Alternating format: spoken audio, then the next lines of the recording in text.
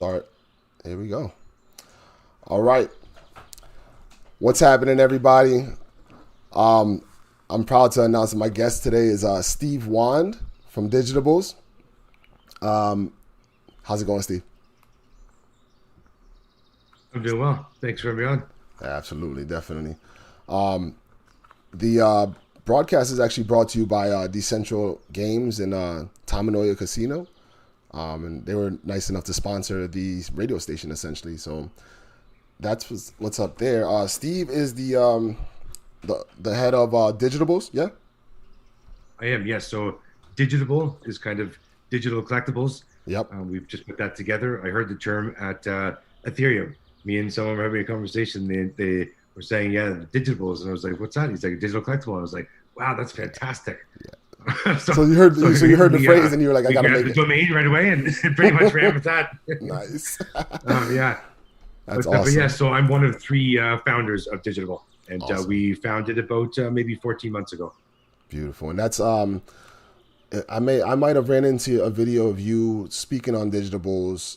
It was August. I don't know how long ago that was, but it's pretty close to when Yes. you launched it. And that's how I first found Decentraland.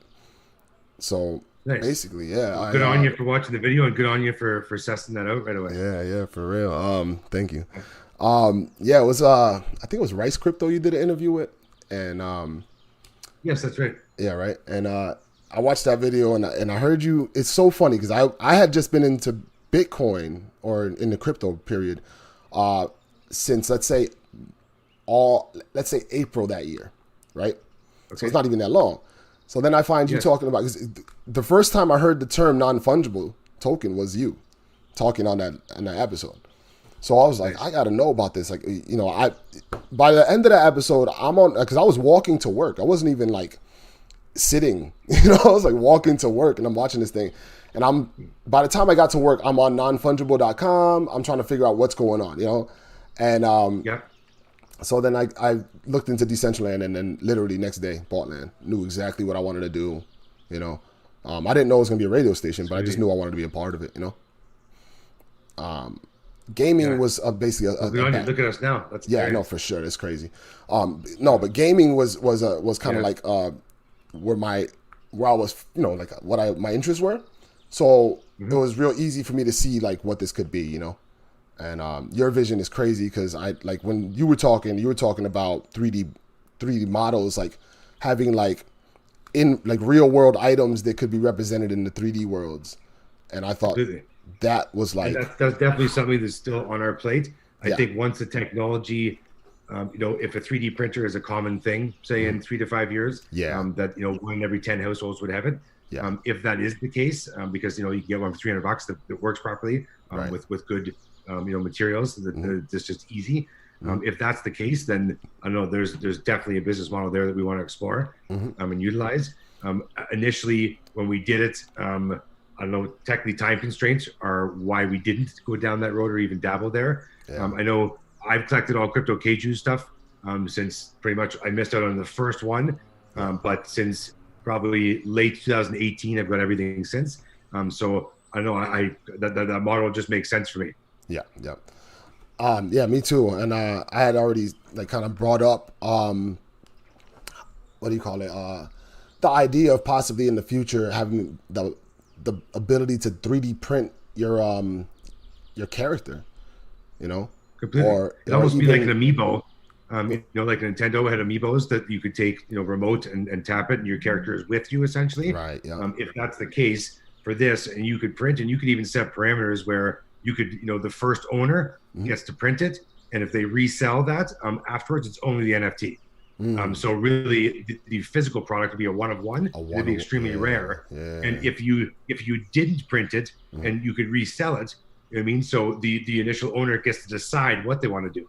yeah, yeah, So it's kind of where you almost have, it's almost like whoever took part in the ICO essentially mm-hmm, is the one that gets rewarded most because if you could resell that yeah, with the physical item attached still in code, mm-hmm. I don't know, that just to kind of be a game changer as far as NFTs and physical items together. Yeah, yeah, and that was what I think. Though that conversation was my first, like, like the aha moment. Like, whoa, hold on a second, because I've been playing games for all my life. I've been playing video games all my life, and how much money have I put into them, and I have no things to show for. Not an NFT, not a physical item. Nothing. Yeah, think if you could, that means you would have been collecting since you were 15 these digital assets, and right now you'd have a stacked portfolio of some of some rare items that you like that might be something you could pass on to your children. Exactly. It's going to be the same as a stock, a bond. You having an RSP or anything like that. Yeah, a Magic card, Pokemon cards. Kind of like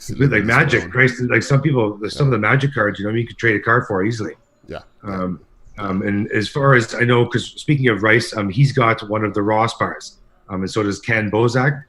They both have them. So that was kind of where we started, is having a physical item. And I talked to Elias Ahonen, and Elias made the book in 2018, and there's a revised copy of it as well. You get them on Amazon. I think a hardback one is about $300, but it's got every physical Bitcoin pretty much known or that's been made out there, and who made it, if it's funded, how many were made, and everything else. I speak to him because he lived near me, and now he's in Finland. But when I talked to him, I showed him the Ross bar when we got them made. I said, I just want you to know that I made this, and it's the first, I think, physical funded NFT item, similar to a Cassatius coin in 2011. And he's like, yeah, to be honest, I stay on top of this, obviously, because he read the book and he wants to do another edition. Right. And he said, I don't know anybody who's done that. So I'm pretty sure that Digitibles was the first company that did that. That's wild. Now, I can backtrack a little bit on the subject of Bitcoin, because you have a past. I was trying to find pictures. I can't find any pictures of you in the flag. Oh, no? No. On Instagram, I'm Crypto Steve 1 on Instagram. I always had, I bought Bitcoin flags because I used to stick them I have a rink in the backyard. I'm in Canada, so our weather's cold 8 months of the year. Yeah. So I used to put it under the ice in there. And then the one time, I went on vacation with my family, and I was like, I'm going to bring it. And I brought it, and I got a really cool picture of me in Antigua with it. It worked out really well. And I was like, wow, that's awesome. And then I started bringing it everywhere. And then I bring it if I was at a bank, one day I went spam to New York, and I trolled. I went to 15 banks and was outside doing it. And I went to Bahamas and did it. I got in trouble a couple times for doing it. Nice. I don't know. I'm not really. And the funny thing is, I worked at a bank. I worked at a bank for a number of years. I worked at 2 different banks for about 13 years. When I saw Bitcoin, I was getting into it. I was like, wow, this is perfect money. And then when I saw just everything happening with the economy internally at where I worked, I was like, it's terrible for society, and it can't continue like this. This model doesn't work. Yeah. It's just all fake. So I left, and it was the best decision I've ever made. And then I kind of got really, really heavy into Bitcoin, really heavy into Ethereum. I was at ETH Waterloo in 2017. I think it was November, where CryptoKitties won.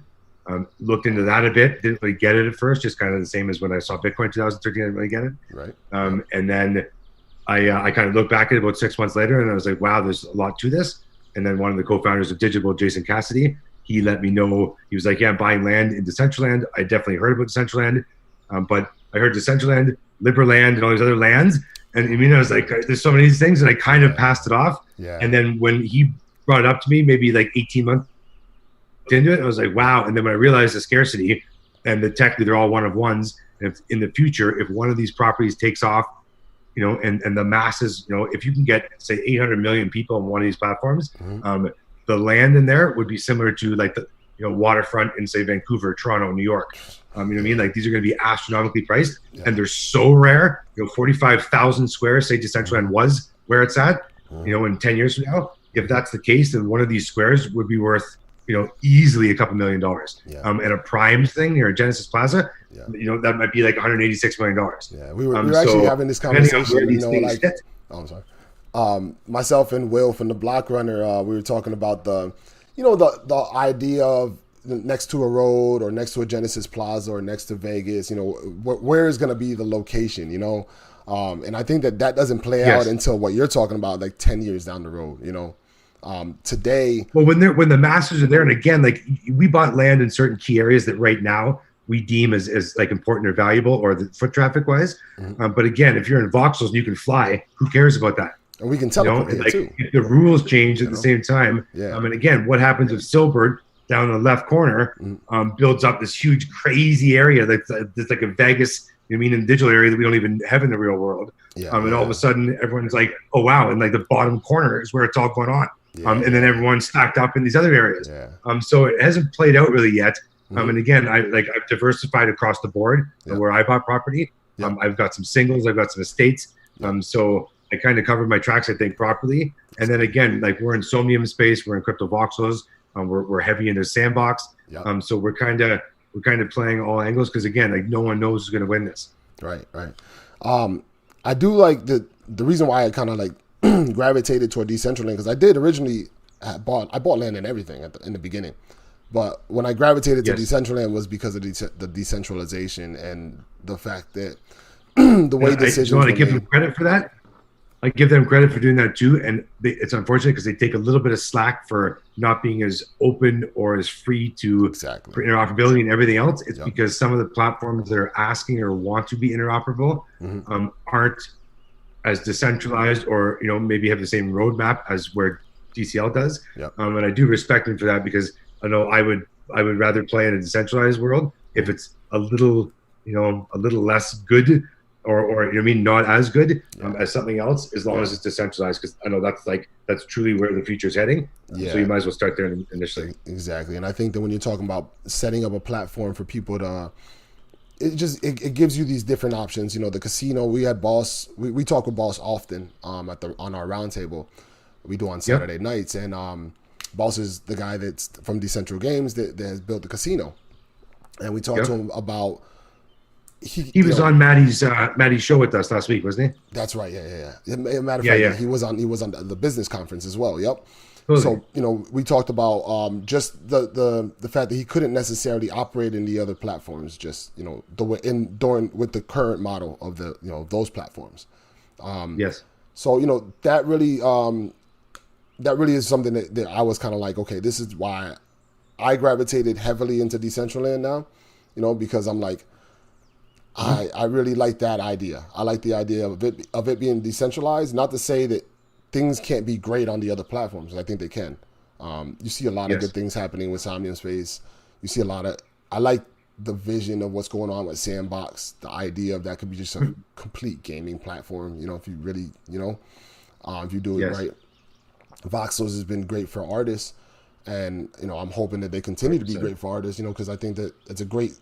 That they have that space. The NFT art is now on display on a different level, because of Crypto Voxels, in my opinion, Yes. No, you're 100% on that. Yeah. So I'm excited to see where everything is going. I've been diving into Axie Infinity as well, and they've got land as well. I picked one of those up like 11 months ago. Yeah. I grabbed one like 11 months ago. Now, the other day I was on OpenSea and I went to like the highest selling ones, and some of them I was like, what the fuck? Like some of the lower number ones, like they're like 20, 50, like some of them like 150 ETH. And that's pretty heavy. Like, I mean, when ETH is touching like 250, that's a lot of money you're asking. Yeah. So I basically, again, I come from gaming. So I got into the idea of like, I've been with the DCLcore guys. We've been around, been doing it for a little bit, and we talk a lot. And I see that those guys are playing Axie, and I knew that I wasn't going to play that game. I know a style of games I like and don't like. So I'm like, I probably wouldn't play that, but I got some friends, man. Like I got some real, gaming friends. So I'm putting together an Axie crew right now, and so basically I'm actually gonna go out and buy some land tonight. I think I'm gonna go check out the market.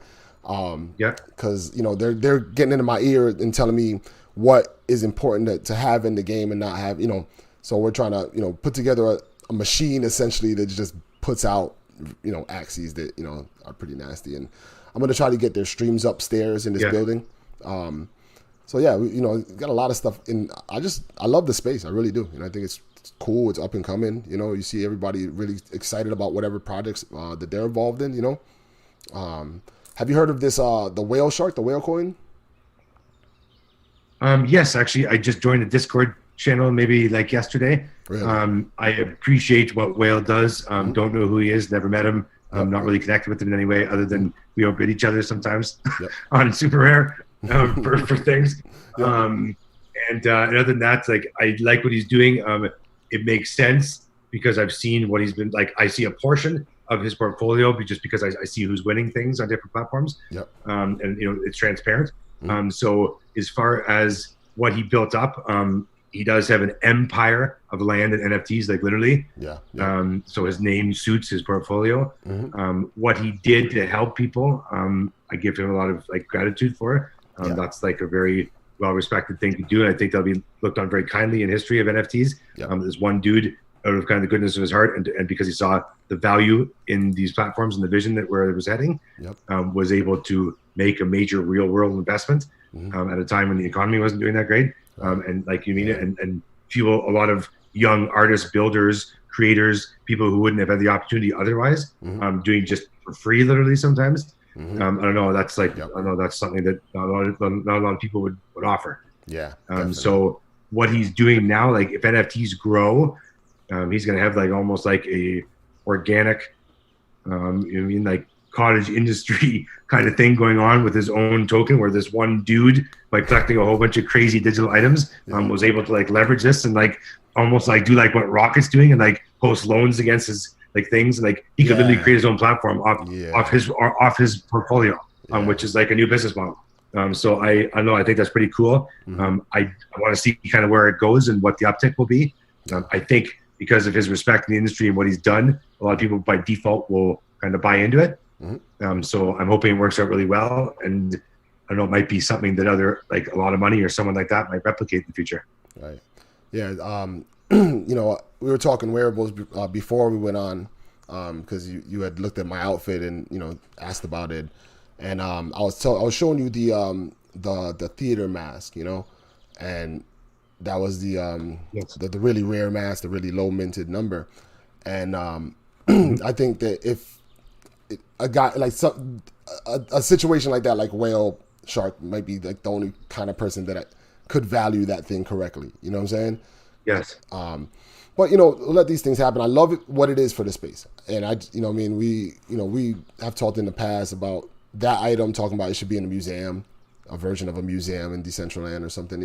Yes. But when I read the paper, I thought that was just like, when I looked at it, I said, man, I might never have whale token, but I love that whale token exists because it's only going to help the situation here.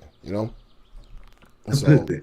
And again, it goes to show that, I don't know, some people have a very hard time wrapping their head around, like some people aren't very frivolous in the real world with like, buying and shopping and whatever else. Yeah. Or collecting. Like no one goes around just buying a whole bunch of wicked art and crazy sculptures and just sticking them wherever. So in this realm, like talking to some people and explaining that a piece of land is the same as like, a home in certain cities. They think you're out of your mind. But again, seeing the next generation and gaming and where Fortnite is heading and everything else, I'm like, I don't know, like the kids are not only consumed by it, but it's like a new level. Like we liked playing Mario and Street Fighter and whatever else was played back in the day. But like it was never at a level where there was this many people, this many opportunities. Like some of the streamers, are teenagers and things like that. And like they're the same as like someone on YouTube, with 3 million people following them. Absolutely. So it's like a different level. And I don't think it's like, I don't think people are like, don't play video games are bad for anymore. They're just trying to be like, don't play video games for 15 hours and then go to sleep. Like it's a new level of engagement. And if you look at like, even right now, like theaters won't be opening up anytime soon. And if they do, there'll be a different experience with way less people attending. Tickets might have to be triple the price. There's still the same show going on. Didn't even think about and things that. like that. Yeah. So as far as like with that, with concerts, with everything else happening, even like people gaming and gambling, like casinos are going to be different as well. So if the experience has changed and there's a new experience that's, engaging in a different way, I think like gaming is going to excel drastically from this. And even right now, like the way business is done is going to be different. There's going to be a lot less brick and mortar. And a lot more like online. We have the tools, it's way cheaper, it's more efficient. Why wouldn't you? Yeah, I just spent a little time, like just before we got in here. I was at the Crypto Valley Conference Center. I think it's Conference Center. They've got a live video stream right now of the CoinDesk conference going on, and I was just watching that before we hopped on. I was just watching that. I saw Caitlin Long, Joe Lubin, and Michael Casey. We're all on. Totally. Because I was supposed to be a consensus and I was supposed to be an Ethan Real, supposed to be at Magic CryptoCon.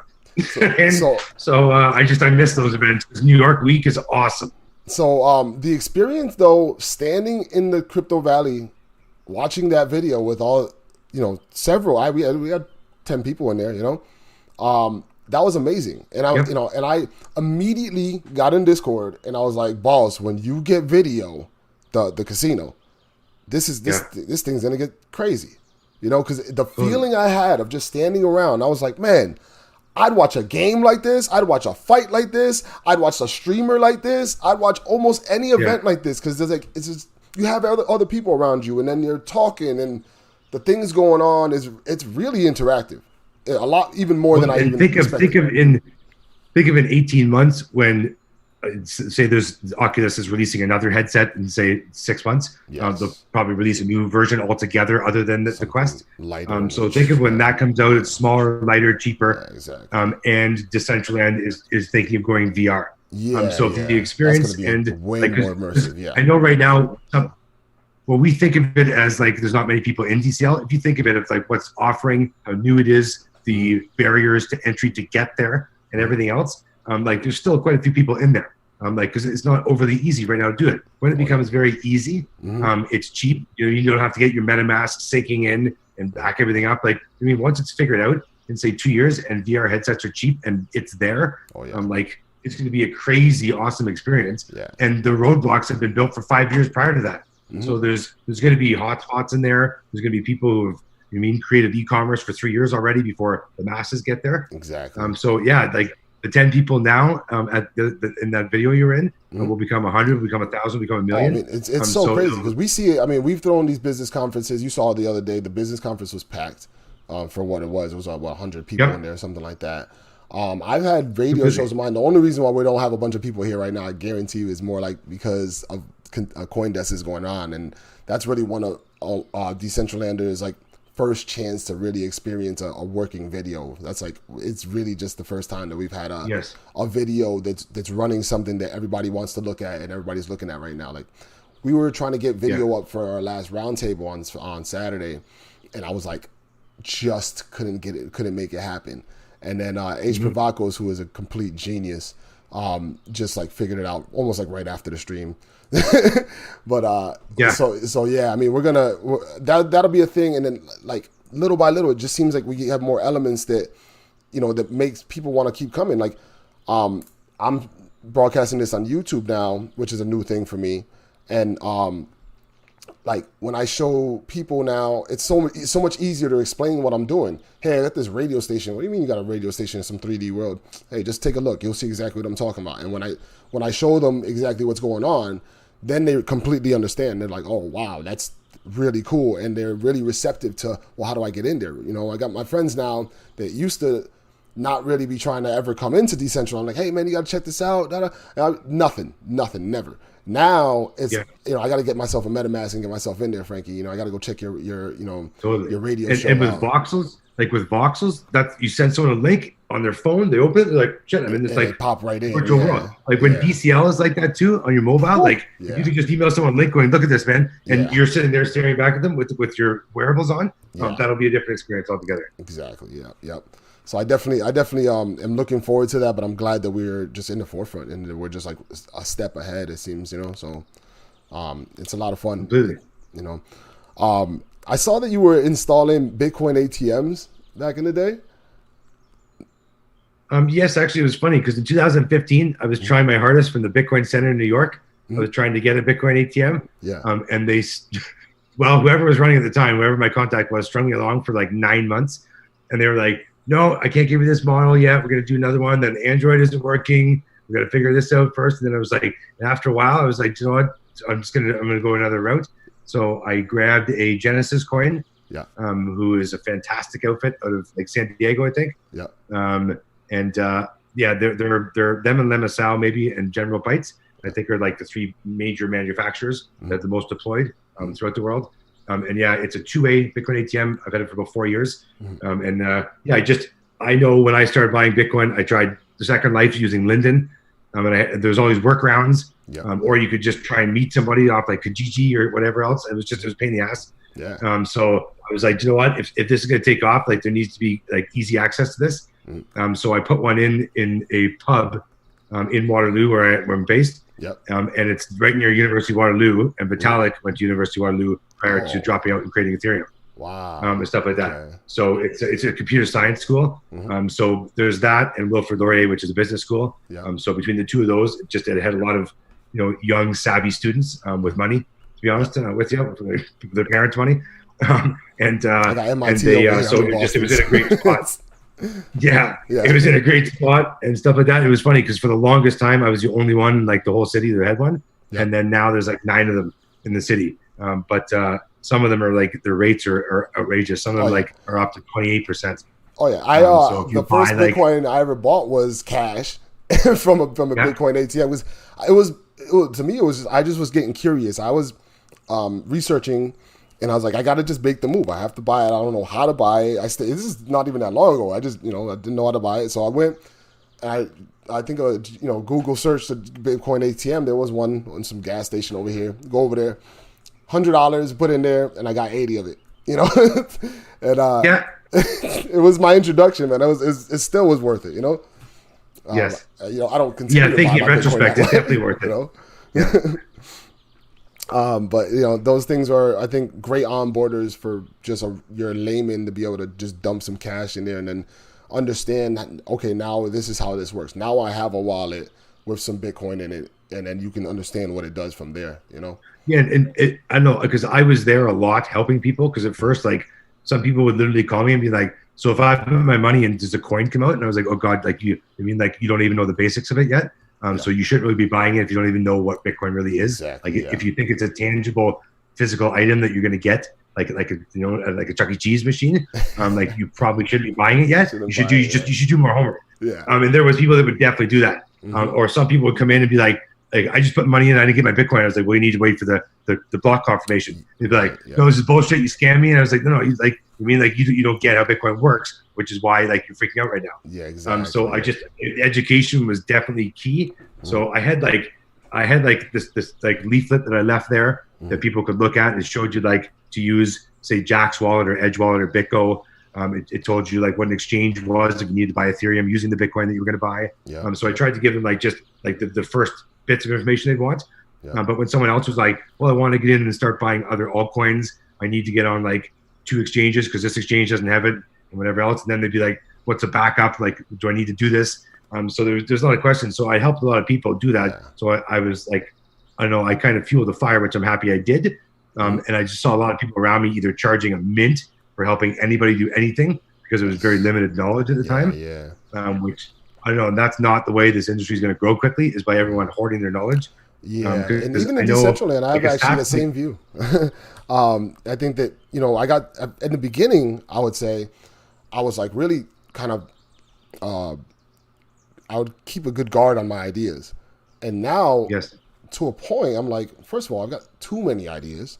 I can't even execute them all, And there's too many talented people in this. Sometimes you need to engage other people. Yeah.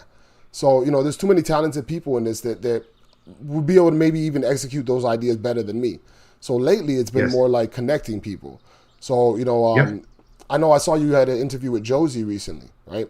I did, yes. Yeah, and I got to speak to her at the business conference, and I'm hoping to speak to her sometime soon. And I'm actually hoping to link her with my friend that created this building here, KJ Walker. And Sweet. That's what I've been able to do, is being able to say, oh, this person, hey, check this person out. They're trying to do something of the similar mindset. Yes. Because that's how you're going to get this excelling itself quicker. Yeah, because you can't do everything. You literally couldn't. I can barely even run this station at this point by myself. It's crazy how quickly things change. So like I go from somebody, somebody maybe I wanted to organize a big game or a big event or this and that, and I'm like, man, just keeping up with my interviews is a full-time job right now. Which I'm blessed to. Sometimes almost like the moment where when you have so much going on and there's lots of opportunities, but you can't execute them. It's almost like I don't know, you become like a Dre to an Eminem. You're almost like, you mean like, I know that you have this skill and I can't do this thing, but I know you can. So I might as well put you there because it's going to benefit you. And like, I mean, if I can't do it, someone I know that's good should be doing it. Exactly. So in that case, and I don't know if those people remember that. I don't know. It creates, you're setting yourself up for positive things in the future. That's for sure. Exactly. Speaking of all right, so the future, ETH 2.0, because right now, as it stands, right, things take a while right now. When we're talking about making transactions in Decentraland, for Decentraland, and stuff like that. Well, especially recently when we had the price spike, gas was getting expensive. There was like Yeah. 15, 20-minute delays instead of the 15 Yeah. second. I had a whole day that I couldn't swap something out of Uniswap. It just wasn't happening. Like literally just kept not happening. Uniswap, I guess, is its own beast with the DeFi part of it going on because it's taken a little bit of slack lately. But again, like these are new tools that there's no manual to look on. Be like, let's, like this. I mean, literally, like you log on to Uniswap, they're like, swap at your own risk. It's like, okay. Oh, it's been that way for like a year. Being like, like whatever you're doing, man, we're warning you. Like, still fucking testable. That's your thing, man. Whatever. Well, you got to think with the DeFi stuff, like, Uniswap's been playing into the mix that how those. Well, if you call it a hack, or I don't know, it's just an exploitation essentially, or it's just figuring things out and breaking it, really. Yep. But you mean like that needs to happen because you can't have $40 trillion sitting on top of something that could break. So it needs to be like the DAO getting figured out. Like these things, this is all new, and you have to think Ethereum is like the world's first Oracle, like self-governance AI weird like business machine. So if you think of that, like this isn't something that this shouldn't take a year to build. Like doing this right is going to take 6 or 7 or 8 years, and it needs to because along the way it's going to be broken and it needs to be fixed. Yeah. And you mean there's 325,000 plus really smart people around the world, all using one language building on Ethereum. And that's pretty damn powerful, man. Like that's how like Google and shit started. Right. So and this is like decentralized, which is even better. Yeah, I mean, it's funny. I found Ethereum like when it came out, and I didn't know anything about. I barely knew about Bitcoin. I definitely didn't know good information about Bitcoin. I found Ethereum. I was like, this is amazing. I had no clue how to buy it, and I was broker than ever at the time. And I was like, so I'm not. They were selling them, I think, for like $33.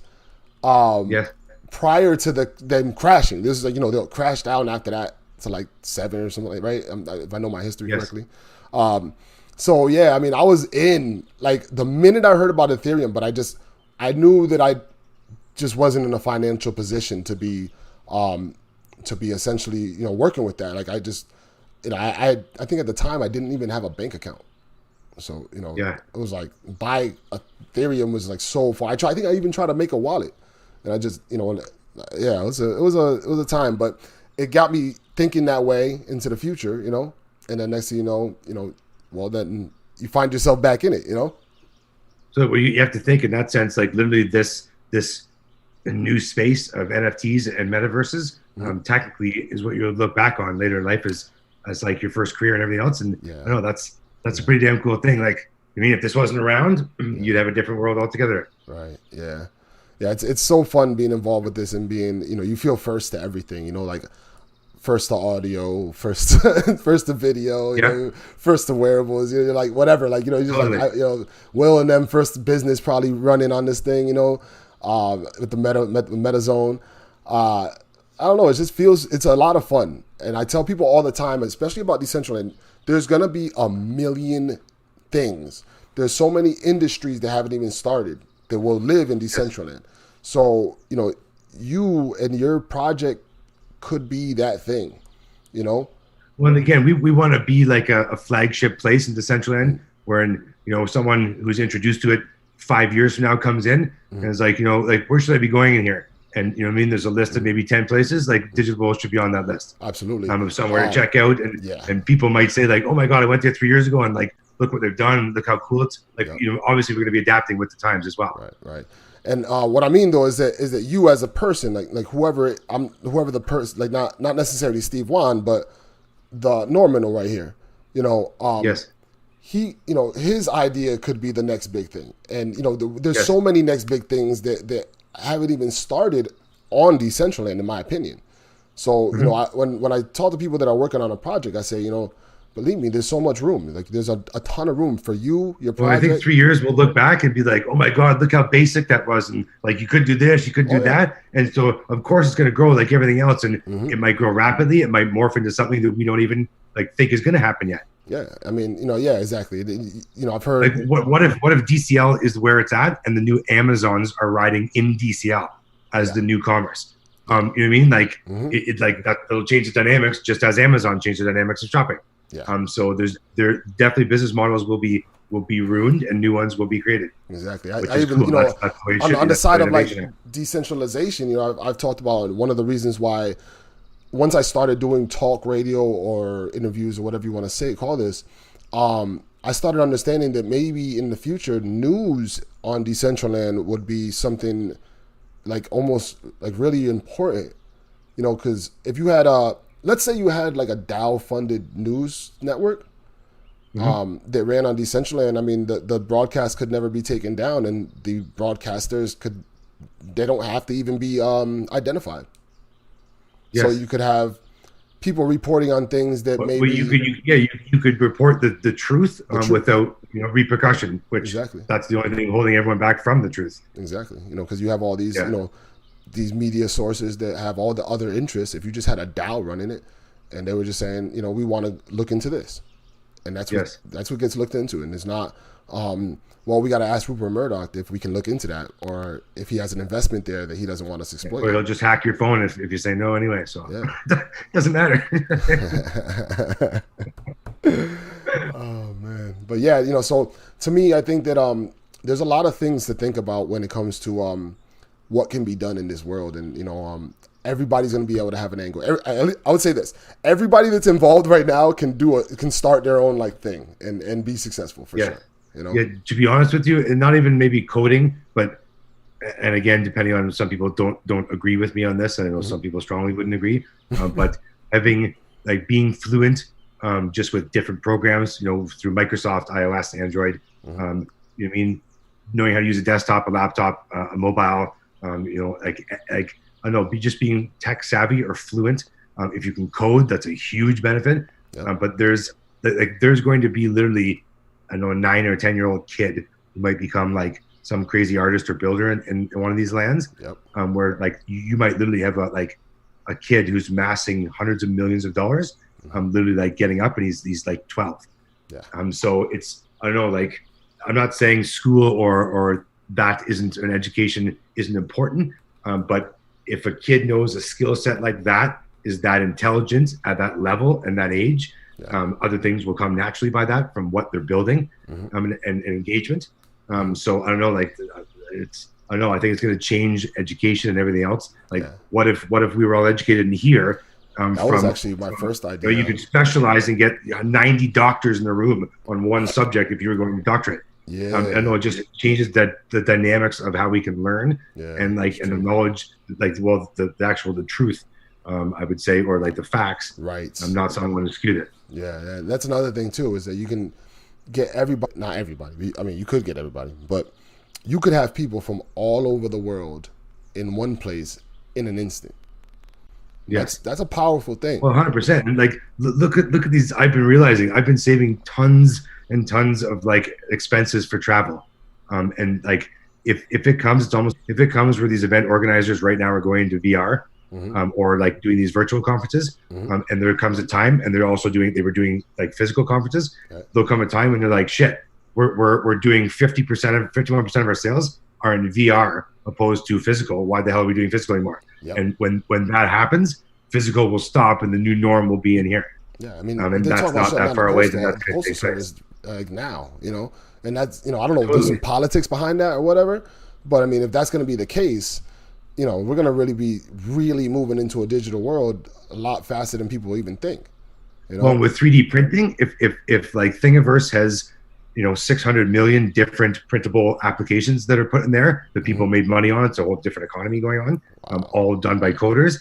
This is Thingiverse, so if that's the case, Thingiverse is like the app store for 3D printing strips. That you would need to print something. So if I own a 3D printer, it doesn't know what to do until I tell it what to do. So all these, you can go into Thingiverse, and you go in there, and it's like, here's $6 to print, like, I don't know, some toy for your kid. Here's something to print a ventilator, and all these things, and you buy that. It's like a whole economy going on. But as that grows and 3D printers come down and get better, if we all have one of those, why would I go shopping to buy a shovel? I'll just print one. Like, you know what I mean? Like, why would I go to a store? I don't need Amazon then either. So there'll be like, I don't know, there'll be crazier things happening. And I don't know, like when that starts taking place, like other than the internet and online, like people, like, you mean staying home, or like I'm not going to be shopping like that. I'll just print it. I can print a shirt, and I'm going. I'm going to my buddies today. I'll print a new shirt or a hat. The 3D model or whatever it is. Totally like that. So I don't know, like things are going to change. I don't know, and it's like a less wasteful, more efficient way to do things. Yeah, I mean, I'd love to get a 3D model of these here Bitcoin glasses now. Oh, 100%. And I know that's where we want to go with, like, if we can make one of one NFTs that have a matching printable thing, you're creating two different economies. One I can put on eBay and one I can put on OpenSea. Yeah. And both of them have their own scarcity and their rarity. And if you put a QR code attached to one or an NFC chip or whatnot, then you could scan that. And I mean, you could, I know it's almost interactive. Exactly. I had spoke about the concept of, let's say you were going to make, you had a partnership with Nike, Dior. They're going to print, they're going to create 1,000, 10,000 sneakers for the world or something like that, right? And they're on the blockchain, so you can verify them, correct? Well, I'm just saying, I'm saying this is a hypothetical. So it's like, oh, okay, because I know Nike is doing blockchain patents for their shoes. Are they? Okay, see, I didn't even realize. Yeah, 100%. They announced it like 6 to 8 months ago, probably. So, okay, so even better. That works out now. That's even better. So let's say instead of releasing the shoe in 7 stores all over the world, you just release them in my building right here. And then everybody would just come here, and then it'd be kind of first come, first serve. But you'd have to have your avatar, so you couldn't necessarily. It would be tough to have 5 avatars all at once to try to get the first, to cheat. It'd be a lot harder to cheat. You'd have to log in with your avatar, walk him up to the spot, and then click the button or whatever it is to let's say get your token to place in line. Yes. So I think that that idea is something that the world can expand on as far as like verifying rare items, and then distribute them in a way that's kind of like even to the world, so you don't have, like, for instance, people in poor countries in Africa could get them, and then they could resell them. Well, anyone can get them. Yeah, you don't have to live in like Atlanta where you don't have to live in the fly spot. That's what I'm saying. I live in Boston. I'm gonna get to whatever big thing in the world, and they usually come to Boston. You know what I mean? But no doubt, yeah. At the same time, I'm from a small town in Connecticut. They don't nothing like that come from.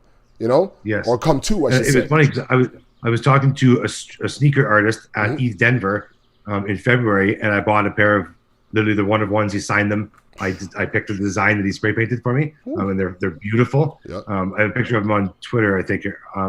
But I was talking to him, and I was like, "Dude, do you use sneakerhead?" And he's like, "Kind of. I try, but it's really hard now because they made bots." And I was like, "Yeah." And he goes, "Yeah." He goes, within like a millisecond of a sneaker being released online, people set up bots, and a human being, even if it's got like their Visa checkout and like everything pre-populated, so you literally have to click a button as a human being. You click your mouse once, and you can check out. These bots, like, they'll buy 100 sneakers before you can even like move your finger or think about it. So he's like, it's already been taken over, and it's not really fair anymore. Exactly. And when they had it at stores, some dude would pay a kid to sleep there for 3 days and then be first in line and go grab sneakers for him. I mean, and stuff like that. So this changes the dynamics. This is like makes it rationally fair for every human on the globe. That's what I'm saying. And then again, so if you're a sneakerhead and you're in Uganda, and you used to be poor until you got that sneaker, and then you sold that shit. Yeah, no doubt. Well, yeah, if you have the internet and you have like any sort of way to buy that, then you're pretty much good. Yeah, it gives people. I think again, I'm a little bit more of a fair shot. Yes. I'm not sure if companies love fair shots. I don't know. Well, I know. It's. I'm not saying it's a good thing what's happening right now, but it's definitely exposing things that people were kind of turned a blind eye to. Yeah. And it's. I know it's opening, like, just by default, it's opening the internet up more. Like Zoom is blowing up, conference calls that's kind of the norm now. Yep. Digital conferences are becoming the norm. VR is kind of taking its own place. So it's excelling things definitely for us, which is a good thing. Again, I don't like not being able to travel. I don't like not being able to have 15 people over if it's my birthday or something like that. But at the same time, This is kind of like, I most days I was at home working on my computer, on my phone, doing things. So this isn't that much different aside from traveling to normal life. And if depending on how long this goes on, or when I don't know, the masses think they're allowed to go back out, which is kind of silly in itself. But whenever that takes place, I think it will be. I know, like, some people won't go back to that; they'll be too scared, or too anxiety driven. And this will be their life, like, moving forward. Yeah. And if that's the case, then those people forever on will be in these worlds, or doing this virtual things. And I know it's driving innovation. I think it's already changed the mindset, because I got a lot of guys that I'm in communication with almost 24 hours a day, with just my friends and Xbox Party, and between DCLcore guys, I talk to them in my sleep basically. Like, things have changed. It's just kind of like people have started looking toward the digital stuff in a different light. My friends, like Iman calls them the normies. My normie friends, they're all looking at what I'm doing in more of a, like, that makes sense, But when I first started, even 6 months ago, it did not make sense. It almost didn't make sense. I think they think you're like either playing a game or you're doing some weird stuff that's like, whatever, you're doing nothing. Yeah. But it's technically like gaming 2.0. And it's like, it's going to change the way gaming is played. Like so it's not like some kids whatever thing you're doing. Like, I don't know if this is the new commerce, if this is the way we vote, all that stuff. Like, I know this is way more powerful than what you're thinking. Exactly. Yeah. I want to, like, talk about Ross a bit, because I know you have the free Ross 100%. campaign. Yes. Here is. There's my. Nice. Yes, I was just shopping on the site last night. I bought a hat and a shirt. Nice. So, actually, I bought a hoodie and a hat. Yeah. I think that's a great thing that you're doing. I want you to talk a little bit on the subject. I'm not 100% educated on it, so I would like to hear from you, like an overview of what's going on. I just the part that bothers me the most isn't that, like, he's in jail for more than, like, El Chapo is for making a website. A lot of the charges that were brought forward were completely, like, falsified. The blockchain was involved with the transactions. Like, I can't believe, like, I don't know, with OJ, it was more about maybe race and whatnot, but some of the, like, even then there was a lot of evidence tampering that like tainted the case, and it really, I know it shouldn't have moved forward because there was so many wrong things with it that you couldn't prove that was legit.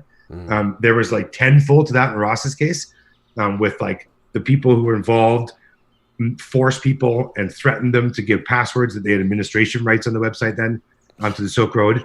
So at that point, you can do anything. You can delete shit. You can add shit. You can post someone else did something that they didn't do. And these people had access to this for months. So in that sense, it's, I don't know, I can't believe, like, with the blockchain being involved and the whole world can go see that this dirty DEA agent sent some stolen money out of the Silk Road's wallet, back to, to his own wallet on his desktop. With that involved, like that right there, the case should be thrown out.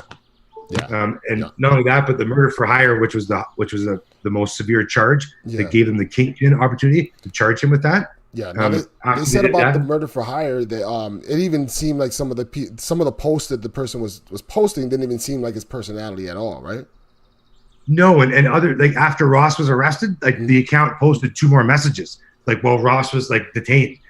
So who the hell was controlling that account? Yeah, right. I mean, like, that's physically impossible to happen. A human being can't be, like, in a jail cell while he's posting emails. Yep. Especially back then. Like, maybe today. Exactly. Not back then. Definitely. And I don't know. It's just like Chuck Schumer and the whole time with Giuliani being involved. It just they needed to make sure that no one tried to do this again, which didn't work, obviously. But the punishment was so severe. I think it'll be like looking at Nelson Mandela and the day being like, the dude stole a loaf of bread and you gave him 60 years in jail. Like, doing that, be like, this kid made a website that the entire world now works with. And like, that's our daily interaction.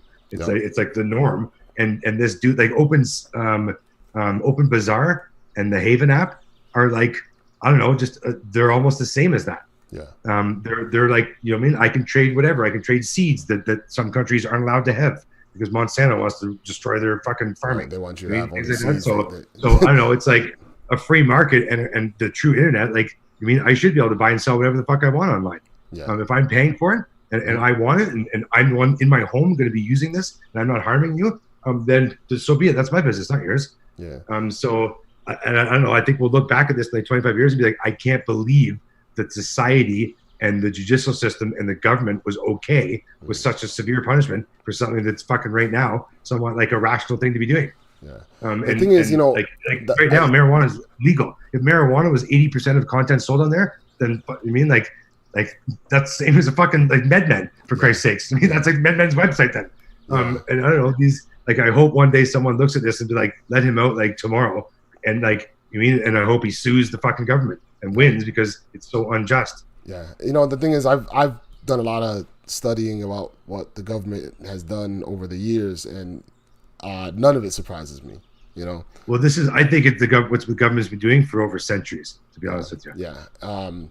And then, that's just kind of like, it is what it is. You can feel how you want to feel. You can feel like, if you haven't done any research on the subject, do some research, but I definitely, I've done quite a bit of research into what they're about. And that's why I've kind of stayed away from mainstream stuff. I don't really do mainstream anything besides, I don't know, I got a Twitter, and stuff like that, but it's got the social media stuff, but I don't even, I barely keep up with anything mainstream because I don't think they're feeding me good information. Like, people all the time come to me, hey, have you seen this thing?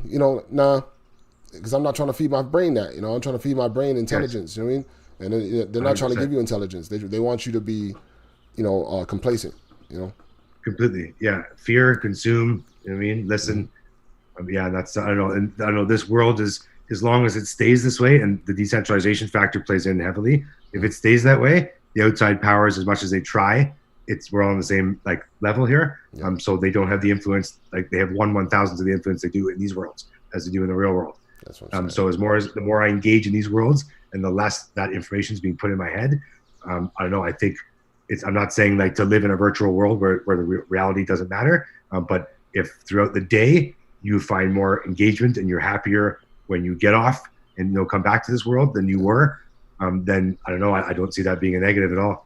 Yeah, I do find myself around a like-minded people around here for the most part. I mean, you're gonna find people that don't agree with you, and I don't want everybody to agree with me. And I don't want everybody to like me either. In crypto, NFTs, metaverse, there's like common themes. A lot of people like their weed. Mm-hmm. A lot of people don't like banks. A lot of people really don't like the government. Right. So those three things play into a lot of people that you talk to. You find those three things in common with, I would say, 90% of the people in this space. Which I know. I think that's why we all get along and why we're all building things together. Yeah, yeah, and it does seem to work pretty well. So I'm super excited to see where things are gonna go. Yeah, man, I'm just like, I can't say enough about like really being happy to be working with these projects, and happy to be like, I'm happy to work my ass off on this. You know what I mean? I wake up every morning, I'm doing something. I'm contacting somebody. I'm trying to make it happen. I'm trying to make something popular in Decentraland because that seems to be my superpower. So, yep. I'm like, I'll just stick to what I'm doing, but I love it. And there's nights that I don't sleep a lot because I'm trying to either keep up with a conversation or the other night we were trying to figure out the video thing, the coding of the video thing. Not that I'm trying to figure it out. I'm just like cheering HP on, like, go HP, you got it, But yeah. And that's the thing about these worlds, they don't care about time. You know what I mean? Like there's people in here doing things whenever throughout 24 hours a day because of all different time zones you're engaged in it. So in that sense, it's kind of cool, but it does make it challenging because you talk to someone across the globe. Like I talk to Manny all the time now, and he's in Australia. So like we're like in constant contact in like, what is that, 14 hours or something difference? Well, yeah, he's the most severe. But like again, I really appreciate everything about this, what's been going on in Decentraland and the people with it. And I'm just going to continue to do my, what I got to do, my part, I guess, you know what I mean? Yeah, 100%. And I really appreciate hats off for you doing this, man. Yeah, definitely. But I really appreciate you and your first of all, like, you're somebody that has a certain kind of influence and other people would listen to you. So, just you being involved in the first place, I think is a big deal. Your knowledge of the space it's like an invaluable thing that we have in our community right now. So We're Yeah. really lucky to have you because I think that you're going to be somebody to be able to bring certain thoughts to the forefront that people wouldn't even thought of. I think you brought a couple of those things up in this conversation. Yes. And So I it's funny appreciate that for sure. in the real world and education wise, I was never someone who excelled Mm-hmm. in the metaverses and the crypto space. It just, I know it's something that just comes naturally. And just, I mean, if you love something that much and you believe that that's the future and it's a better, way better future than where things were heading, then it's pretty easy to do it. And like, I know what's going on is extremely exciting. And I think we'll look back like crypto when there was like 2 exchanges, a wallet that had like 13 coins in it. I mean, and like, you're like, hey man, like you want to sell Bitcoin for $85? And someone's like, no man, I think it's gonna go up. You know what I mean? Things Yeah, like yeah, those yeah. days are really fun. And now sometimes when you see like Ripple and Libra and the banks coming in, you're like, fuck man, they're ruining this. This was like so much better before. Mm-hmm. We're in that like sweet, cool, awesome early days of this. Mm-hmm. And it's gonna be, I hope in 5 years we don't have to say like, look, they ruined it, Yeah. because they're not allowed to come into this and break it, like they've done with everything else. Yeah. And so if this is built out right and the proper people are the controlling factor and the DAOs are happening, where it can't be influenced the same way it is in the real world, then I don't know, the virtual world is going to be way better than the real world. That's crazy. All right, Steve. I'm not gonna hold you for too long, man. I really. No, by all means, it's a appreciate pleasure you doing speaking to you, this, man. And absolutely, anytime you man. want to do it again, let me know.